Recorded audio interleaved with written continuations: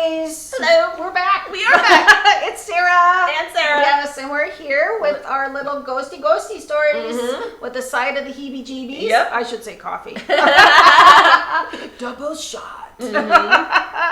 So today, actually, you thought ghosty ghost season was over? Nope. But it's not. No. Because the holiday season is all about the ghosty Yes, season it is. too. Yep. So, and we're not necessarily talking about grandma got run over by a reindeer. I would hope not. We're actually talking about like paranormal stories, Yep. like spirit stories and that type of thing. So what happens, right, during the holiday season? Families get together, people's memories are stirred up. Sometimes they have dreams Yup. of their loved ones coming to visit them. So it's actually kind of a really interesting time. It is, and it seems like it's definitely like one of those times where you connect with your ancestors, Yes. and those memories just kind of flood up. They do flood up. And I imagine the ghosty ghosts are like, all right, We're coming out. Yes, we're coming out. So actually in the 1800s, which was like the rise of I call it the ectoplasm era. Yes. You know, the spiritualist era, there were a lot of stories that were serialized within newspapers. Charles Dickens comes to mind with A Yes. Christmas Carol. And some of them were actually kind of gruesome. Well, yeah. So we were just going to talk about a few of them. There's an article on Tor, actually Tor.com, and it points to the fact that a lot of these people would sit around the Yule log, right? Which has to do with winter solstice. And then they would talk about the spirits, right? And all these ghosty stories. So it sort of combined that Wiccan tradition, Which would make sense. into the Christmas tradition, which is a little creepy. Yeah, but ghost stories have been, they're around all the time. If you think of a gathering, and you get anyone together and you get that dull moment of like, what are we going to talk about now? You know, someone's going to bring up something and it's going to lead into some ghost stories. Else, yeah. And then all of a sudden you got everybody intrigued. It seems like that storytelling goes down to that connection, and ghosts. Oh yeah, they connect everybody. Yes. Everybody, even if they don't believe, they're like, we still want to hear. We want to hear the story. ending. Yeah, exactly. So I thought it was interesting. Let me see if I can find the quote. This is from Queen Victoria. So this is like, she was like the queen during the 1800s. And she said, as long as there are ghosts willing to lead social climbers to hidden chambers full of ancient jewels, the sun will never set on the British Empire. Well, she was really, really big into the spiritual movement. Like, she was huge. And then I think it was even, she had made there's something, I'd have to go back and look at it, but she had made something in that, like, she had declared that ghosts were real. Oh, and so okay. I'd have to go through, we'd have to come back to her, which might be a good one to talk about, is different politic figures who believed and because I think it was her, and there was a Canadian prime minister who used spiritualism to get their advice on how they would use, how they would go like politically. Yeah. So that's kind of like Rasputin in the Russian Empire, before the Russian Empire fell. She was actually the one that brought Christmas trees to England. I didn't know that. Yeah, to the European world. But there is a traditional story about Christmas trees that it was Martin Luther who actually, he was the one that, split off from the Catholic Church.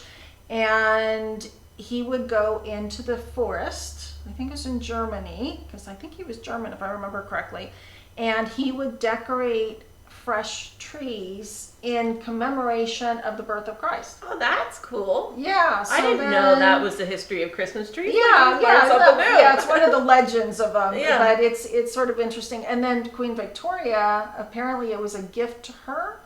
And she was like, oh my gosh, this is awesome. And then like everybody had Christmas trees, right? And then everybody burned their Christmas trees down. And then we got more ghost stories. Exactly. Exactly. But I thought it was really interesting for, the ghost stories that, let me just scroll through here, because some of them were really brutal. So it says here the majority of Christmas ghost stories came in one of two flavors. We can probably guess what those flavors are. One variety revolved around grand house hosting a Christmas party with one too many guests. So what would happen is kind of like the 13th seat at the Winchester Mystery House, right? Or something along those lines. So it's always open? Yeah, or you're supposed to have 15 guests and a 16th guest comes. Oh, and you don't know who that is. But it turns out they just show up and then they dissipate. Like they're ghosts. Oh. Yeah. That would be interesting if you go through all the dinner and you're like, where did so-and-so go? Hey, oh no. Exactly. Oh my gosh. Forget my number. Exactly. He was in the 13th seat, right? So that's one of them. Yeah, it's like you have this big party, this big ball, and everybody's like, oh, and then the person literally doesn't exist. See, that reminds me of like the legends of like you driving and you pick up the hitchhiker. Oh yeah. And then you have a whole conversation and then you get to the destination and then they're that's gone. Like creepy. Yeah. And that would make sense of, dinner. Yeah. And then you also have so many people around. Yeah. So you can talk to anybody and nobody would question. Yeah, exactly. And then they could be like, we didn't see him. And you're like, but I've been walking around. I've been talking with him, it's Mr. somebody. So that's one of them. And then the other strain took place, and this is in the 1800s, at grand old country homes with names like Ivy Lodge or Huntingfield Hall. Ooh, I like those names. Where a drab, historic, blah, blah, blah. Wait a minute. Oh, it's a young lover story.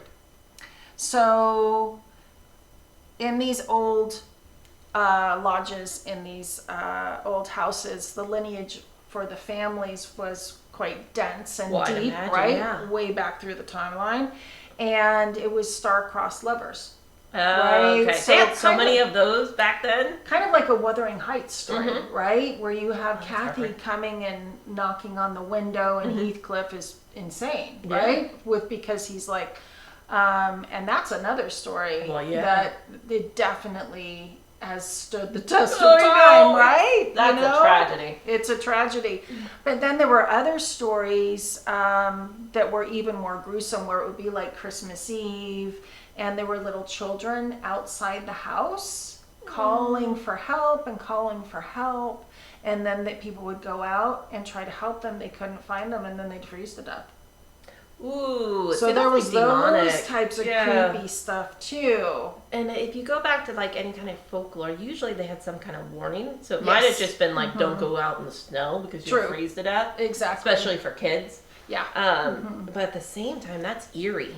And then also it's like heartbreaking because if it was someone that needed help and they're like, nope, I'm not the story ends. Exactly. Save yourself. Exactly. But it's kind of like when you hear a mountain lion, right? They sound like a baby. They do. They really do. And so you think, should I go out? Is there a baby out there? Or is it something trying to eat me? Yeah.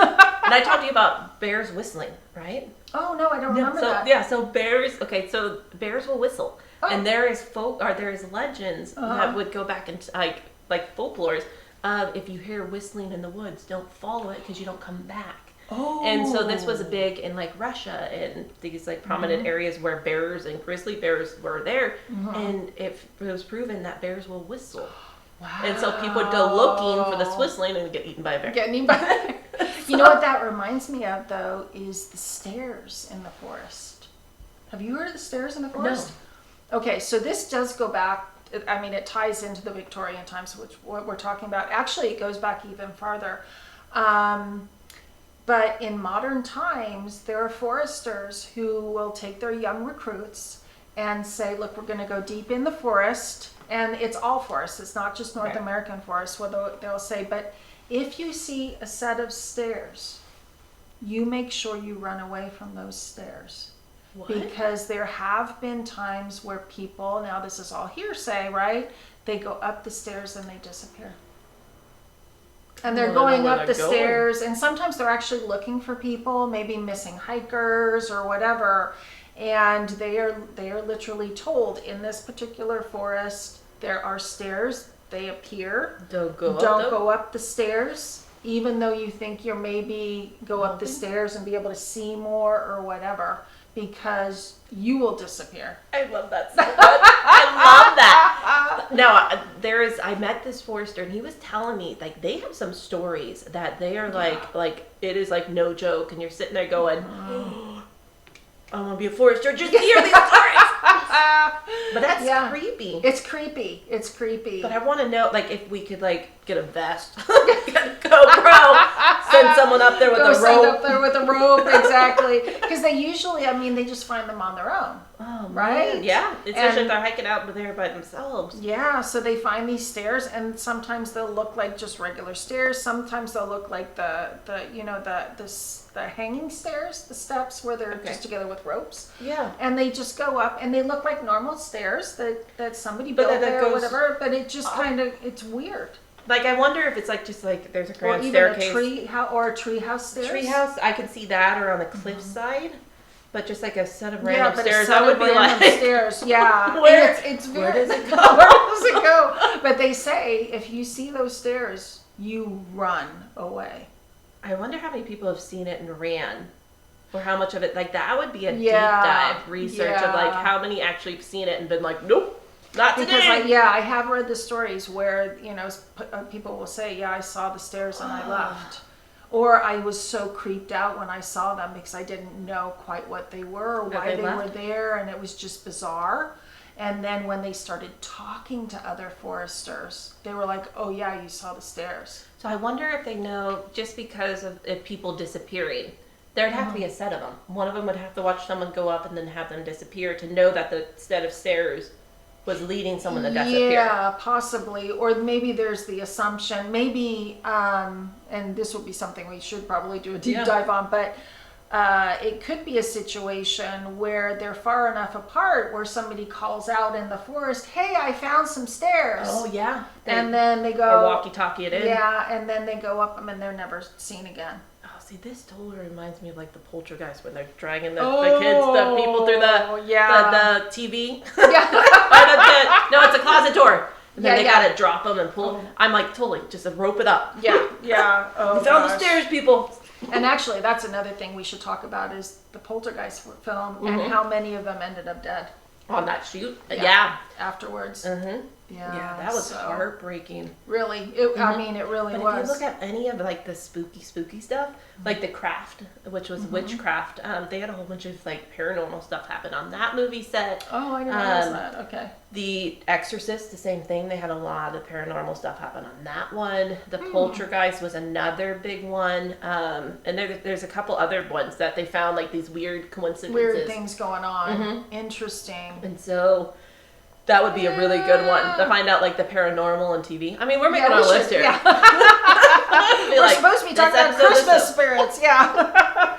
But then there's also like the biggest Christmas spirit of all, which is Santa Claus. Oh yeah. Right. So he actually supposedly came from Saint Nicholas. Yeah. But there's also that spirit part of it too, which is flying through the air and giving you a gift or a coal if you're not very good. Yeah. And then there's the Krampus. I know. I was just gonna say that. Oh man, they have a whole parade about Krampus. Oh, that's right. Yeah. They do. They have a Krampus parade now. And you're sitting there going, that is horrifically scary. Like I would be like, no, thank you. Yeah, because it's like creepy. It's creepy. Krampus is creepy. Yeah, like and they do not mess around. And no, then they don't play. He has a sidekick. Doesn't he have a sidekick that's like half goat, half like it's a demonic? Or is Krampus himself? I have to go back. Krampus himself is half. I think half and half. Half and half? Okay. Yeah. And then he had something. And that's that whole German. Yeah. And then they put the kids in the bag, and then he takes them away. I'm like, and then who knows? That ruins the Christmas spirit right there. Exactly. I'm like, we lost Billy. Yeah. But hey, don't worry. Susie got her. Exactly. You're a good kid. Exactly. Don't be Billy. Billy. Who was naughty. Yeah. Exactly. Yeah, so there's all sorts of those types of stories out there that are associated with the holidays. Well, yeah. Yeah. So we'll do deeper dives, but before holiday season, right? Because we're right in the beginning of December right now. We wanted to at least like touch bases with you guys and let you know, okay, this is what we're gonna do. So we'll do something on Krampus, and something on Saint Nicholas maybe, that would be good. and that whole thing because a Christmas Carol and a Christmas Carol too, because a Christmas Carol is really creepy. It is if you think about it, especially like. I mean, the ghost of spirit past, the ghost present, the ghost of future, like, it's, and to have, especially back in the 1800s, to have that fear of, like, your doom is there. And it was captured. such a social commentary. And it's timeless. Oh, yeah. Right? Because that's the social commentary today as well, right? Yeah. No one outlives it. Nope. Exactly. So, anyway, that's what we got for you today. So we'll see you next time, and we'll have some sort of cool Krampus story. Oh my God, I'm so excited! Or elves or Cornish pixies. The elves are another one. Yeah, they're not elves on the little show. demon-y things. Oh man, they're little demons. Yeah, they are. I think. That's my opinion. So anyway, we're gonna see you in the next one. All right, bye. Bye.